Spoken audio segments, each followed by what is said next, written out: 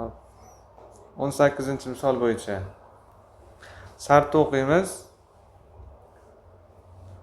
A dan Bgacha 6 deyapti. Mana ko'rsatilgan maydon yuzlari deyapti. So'roq topishimiz kerak. Maydon yuzlari deganda bu mana bu qismini 12 ga teng ekan, mana bu qismi yuzasi 18 ga teng ekan. Birinchi bo'lib mana bu to'rtburchak yuzasini topib olamiz. Bu to'rtburchak yuzasi 30 bo'ladi.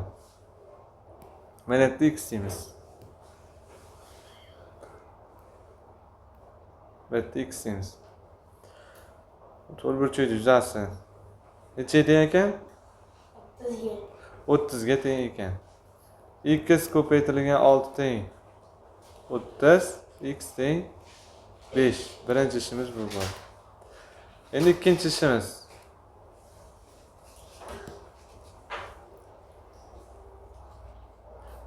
Ikkinchi ishimiz mana bu to'rtburchak yuzasini topamiz. Qancha? 40 ga 18 ga 22 ni qo'shsa 40 bo'lar ekan. Bitta tomonining uzunligi noma'lum. Evet, y deylik.